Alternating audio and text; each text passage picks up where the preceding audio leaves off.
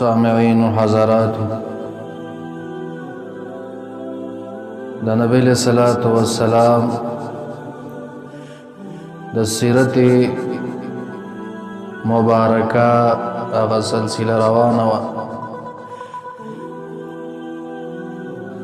ما قبل جمعو کې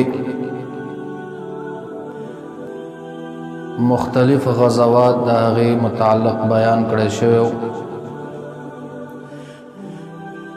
نننی بیان د غزوه معتبره کې دی. دا په اتم کال د هجرت په جمادی الاولی کې منځته راپېښه شوه.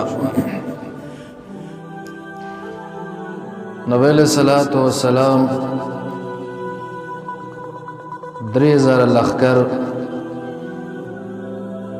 د صحابه کرامو برابر کو او د شام په طرف باندې ولېږو. دغه 3000 لښکر د صحابه کرامو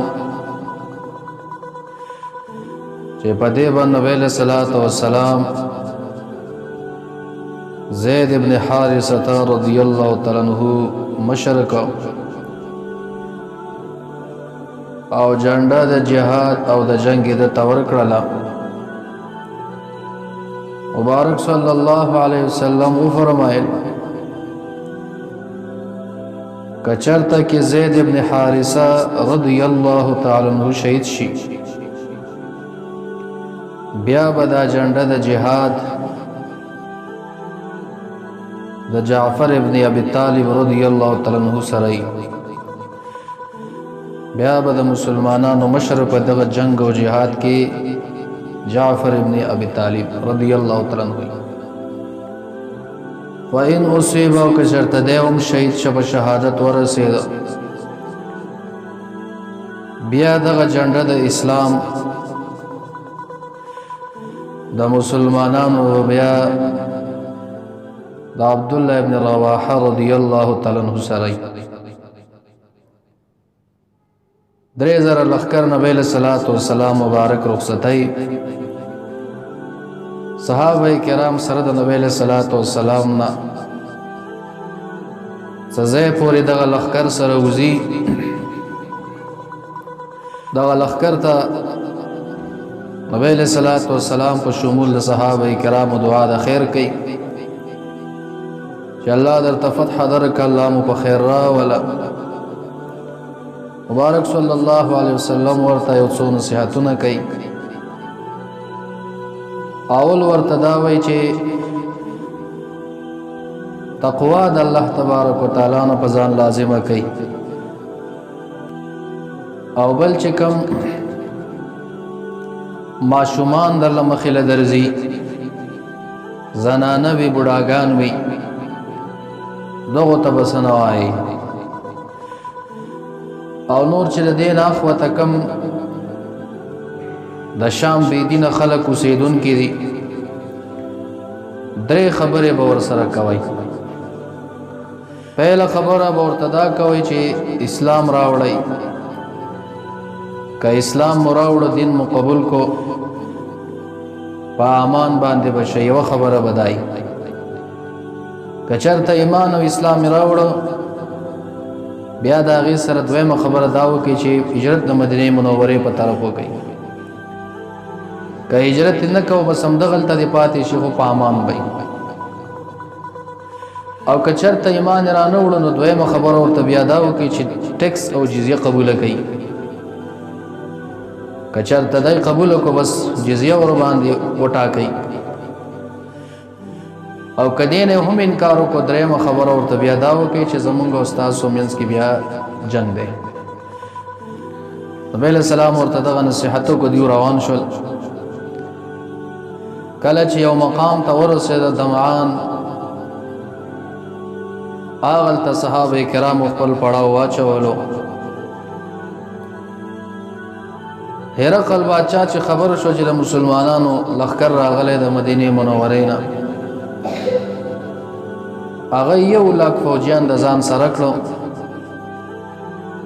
او بلقانو مې یو ځای هغې ته راووت. بیا چې د دیو سره نور کم قبایل هغې خبر شول، 1,00,000 فوجیان هغې د ځان سره راوستل. بعضې نور خلکو چې د دغې مسلې نه خبر شول 50,000 کسان هغې راووتل. 2.5 لاکه لښکر فوجیان دا ورته برابر شو. دې طرف ته د مسلمانانو 3,000 کسان دي. ملک او سرحد او علاقه او ځمکه دا د بل ده. مسلمانان هغه ایماني قوت او جذبه ورغلي دي. کله چې دوی د دغه تعداد نه خبر شو د مسلمانان چې ډېر لوی تعداد دی 2.5 لاکه فوجیان دي 3,000 کسان یو. بعض صحابه کرامو دا مشوره وکړه چې موږ یو خط ولیکو او نبی علیہ الصلوۃ والسلام ته ولیکو، په هغې کې ورته دا ولیکو چې کسانو تعداد ډېر زیات دی، آیا موږ له نور کسان را لېږي جهاد دپاره او که نه موږ ته امر کې هم دغه 3,000 کسان د دې لښکر مقابله وکړو. دا مشوره سره روانه وه. عبدالله ابن رواحه رضی الله عنه راوړاندې شوی صحابه و. مخکې چې موږ جهادونه کړي، جنګونه کړي، دا موږ په کثرت خلکو سره نه دي کړي چې زموږ لښکر ډېر و، نه مو په مال سره کړي، بلکې دا موږ په خپله ایماني جذبه او په دین باندې کړي دي. لہذا موږ ته امر دا شوی دی مخکې به جنګېږو. مسلمانانو لښکر چې یو بل ته ور مخامخ شو، په دغه وخت کې د مسلمانانو امیر او مشر هغه زید ابن حارثه رضی الله تعالی عنہ جنډه در سره و. کافرانو حمله راوړله، د مبارک باندې د تورې ګزارونو شروع کړو، مقابله یې وکړله، لیکن لښکر ډېرو دی په شهادت باندې رسېږي. انا لله و انا الیه راجعون دی شهید. امام مغازی امام واقدی لیکلی دی کتاب المغازی خپل کې. نبی علیہ الصلوۃ والسلام د مدینه منورې مسجد نبوي ته برشه منبر شریف ته، او دا معرکه او دا میدان ورته الله تبارک وتعالى کشف کړ. ګوري نبی علیہ الصلوۃ والسلام مبارک صحابه ته فرمایي اے زما صحابه زید ابن حارثه رضی الله عنه په شهادت باندې ورسید. بیا لږ ساعت بعد دغه جنډه دویم صحابي جعفر ابن ابي طالب رضی الله تعالی عنہ تاواله شو. د چې دا جنډه راواغېستله، کافرانو ور باندې حمله راوړه، د پخه یې لاس کې نیولې وه. پخه یې لاس کې جنډه نیولې وه. کافرانو ور چې حمله راوړله، دا لاس یې ترې وواهه، کټې کتې د دا جنډه راواغېستله او په ګس لاس کې یې ونیوله. بیا ور باندې کافر گزارو کو، دا بل لاس یې هم کټ کړ. جنډه ښکته پرېوتله، خو دا قانون چې کم لښکر جنډه ښکته پرېوته دی شکست خوري، نو دا به دغې خاطر باندې لاس پسې نشته دی، دا جنډه راوچتۍ به د باقي مټو باندې کمې چې کټ پاتې شوي دي په دې سره دا جنډه نیسي. بیا ور باندې کافرانو حمله راوړه، حتی چې دی مبارک شهید که په شهادت یې ورسول. آلته نبی علیہ الصلوۃ والسلام ته الله تعالی صحنه ښیي او مبارک صحابو ته فرمایي چې حضرت جعفر ابن ابي طالب رضی الله عنه په شهادت ورسید. دا د نبی علیہ السلام د تره زوی و، د حضرت علی رضی الله عنه ورور و، د 33 کالو په عمر کې دی په شهادت باندې ورسید. نبی علیہ الصلوۃ والسلام مبارک غمگین شو، لږ ساعت خاموش پاتې شو. دا عبدالله ابن رواحه رضی الله عنه په حواله یې څه ونه ویله.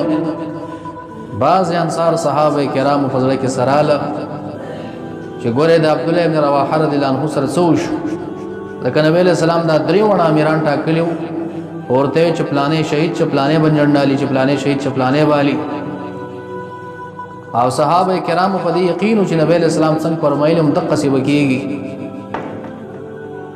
بیا څه وخت بعد نبی علیہ الصلوۃ والسلام خبرې شروع کړلې، هغه جنډه حضرت عبدالله ابن رواحه رضی الله عنه راواغستله دا دریم امیر شه د مسلمانانو. بیا ور باندې کافرانو حمله راوړه، د مقابله وکړه، لیکن کسان لګو د مسلمانانو طرف ته، کافران 2.5 لاک لښکرو د مبارک هم په شهادت باندې ورسو. نبی علیہ الصلوۃ والسلام صحابه ته فرمای عبدالله ابن رواحه رضی الله عنه په شهادت باندې ورسید. دار یو صحابي مبارک چې کله په شهادت رسیږي، نبی علیہ السلام وای په شهادت ورسېدو ودخل الجنه، او جنت ته داخل شي. حضرت جعفر ابن ابي طالب رضی الله عنه چې په شهادت ورسید، مبارک فرمای دو فرشتے ورسره دي، حضرت جبريل علیہ السلام او حضرت میکائیل علیہ السلام. زه ګورم چې په جنت کې اولزي وزر او الله تبارک تعالی ورکړي دي، الله سونه بځای او ټکټ شو دنیا کې په دغه ټک باندې الله تبارک تعالی جنت نصیب. نبی علیہ الصلوۃ والسلام د حضرت جعفر ابن ابي طالب رضی الله عنه کور ته ورځړل، غمگین دی. آلته یو زنانه ته فرمای جعفر ابن ابي طالب رضی الله عنه واړه بچی ما تراوړه، آی چې ترا واستل. نبی علیہ الصلوۃ والسلام ځان ترا نږدې کړل، کولې کړل، وای جړل. زنانه ته پوښتنه کوي یا رسول الله دومره غمگین حالات کې ولې وای؟ حضرت جعفر ابن ابي طالب باندې سو شو کا، مبارک فرمایي هغه په شهادت باندې ورسه. زنانه आवाज پورته کوي په چغو باندې، نورې زنانه راغونډيږي.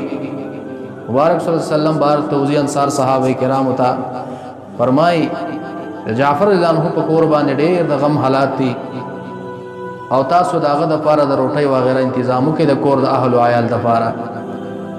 دغه درې صحابه کرام چې څنګه په شهادت رسیږي، نبی علیہ الصلوۃ والسلام ته الله تعالی مقام خی چې په جنت کې په اعلی مقام باندې الله تعالی فائز کړي. بیا مسلمانانو کې یو صحابي د ثابت نومیږي رضی الله عنه د جنډر واغستره، ځکه 3 کسان مشران ته شهیدان شو. او جنډخ کته نه پریدي، ما تاسو قانون دا چې جنډه ولې د بس دغه کسانو ویللی جنډه راواغستله پلاس کې نیولې ده، او ناری وای اے صحابه خالد ابن ولید رضی الله عنه هم په جهاد او په معرکه کې موجود دی، ایمان راوړل د مسلمانانو په طرف باندې دی. مخکې غزواتو کې تاسو باورېدل هغه سایډ باندې ځکه ایمان لا نور راوړل، دی غزا نه مخکې هغه ایمان راوړل. دیو تر وړاندې شو خالد ابن ولید رضی الله عنه ورته فرمای اے ثابت دا جنډم تو ني ستل د حقداري ته زمونږ امیر او مشر شوي. ثابت رضی الله عنه ته فرماینا خالد ابن ولید رضی الله عنه ته د حقداري او دا جنډم تعالی درکو. مسلمانانو اور باندې جوړ رااله، خپل امیر خالد ابن ولید رضی الله عنه وټاکو. جنگ او معرکه مخ کې روانه شو.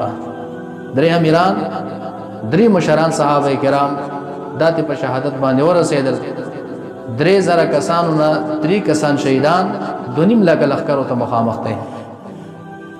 جنگيږي خپه بادرې ور سره جنگيږي، حتی کې چې الله تبارک وتعالى دغه 2.5 لاک لښکر ته شکست په دغه 3000 لښکر د خالد ابن ولید رضی الله عنه په امارت کې الله تعالی ته شکست ورکړه، مسلمانانو ته فتح ورکړه.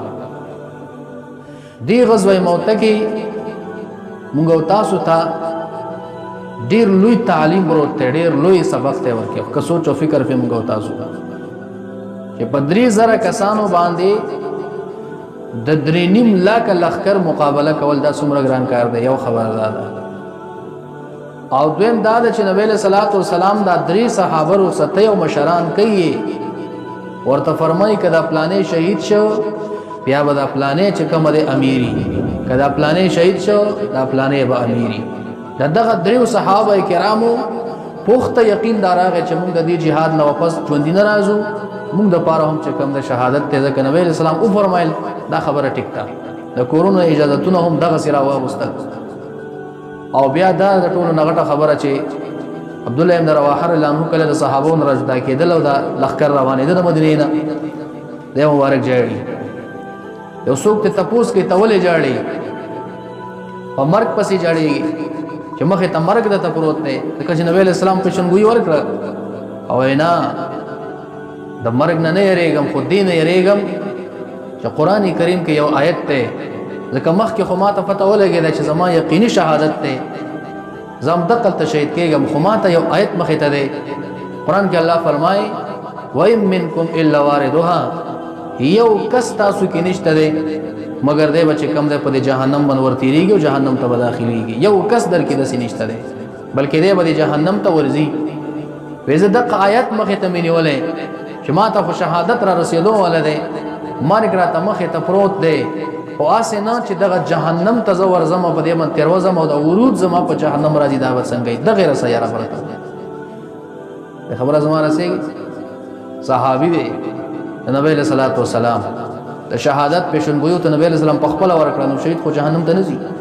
خو بیا هم دغه آیت کریمه مخې ته نیولی په دومره سخت حالات کې، دومره سخت حالات کې چې دومره لویه فاصله ده، بل ملک ته شام ته رتلل دي، 2.5 لاکه لښکر سره مخامخ کېدل دي، بیا هم د زړه کې د الله تعالی نه یېرې لري چې دغه آیت کریمه آیت نازل شوی دی، دې باره کې زما سره یاره را سره ده، دومره یېرې لري. او چې کله دیو میدان ته کوزیږي چې توره په دیو باندې کله کافران را بره کوي او دیو مخې ته ور روان وي، دغه ټایم کې شیطان راځي د دریو صحابه کرامو ته. اول ورته وایي چې ګورئ ژوند د دنیا ډېر خوږ دی، دا ولې ورکوئ د لاسه؟ بل ورته وایي چې په دې دنیا ډېر عیش و عشرت دی، دا ولې د لاسه ورکوئ؟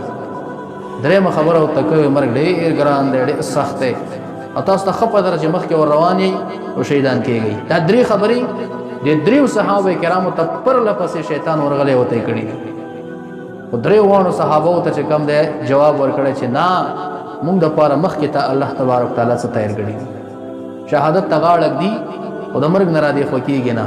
نو دې غذا کې زما استاد لپاره ډېر لوی سبق او سبق پروت دی چې موږ تاسو ته غور فکر وکړو. دا غذا چې مسلمانانو ته الله تبارک تعالی فتح ورکړه، د دې له لښکر واپس کېږي، مدینه منورې ته را روان دی. نبی علیه صلات وسلام سره د صحابه کرامو نه په اوښه مبارکه باندې سور دی، راووتو د دې استقبال ته.